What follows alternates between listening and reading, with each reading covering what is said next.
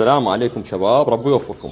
تكريك البيض واي بيض اكرك، وشلون اكرك البيض ويا حجم.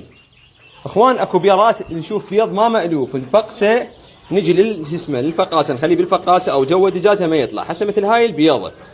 يعني اخوان العفو مو اصغر الموجودين لكن انا وصلت صراحه لمرحله قمت يعني هالقد ما عندي ممارسه بالدجاج اعرف البيضه تطلع او ما تطلع.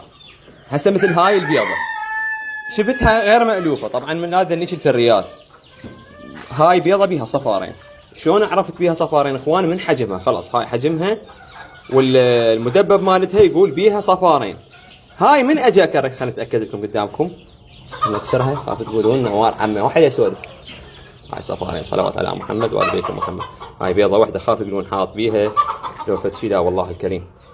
هاي بيها صفارين. شلون عرفت بيها صفارين اخوان؟ بيضه شكلها ما مألوف كبيره، فدائما بالتكريك خلي عندك فراسه مهاره، وربي يوفقكم ان شاء الله. البيضه دائما متوسطه افضليه بالتكريك، كبيره الزايد هاي دائما يصير بيها صفارين. تحياتي لكم شباب، ربي يوفقكم.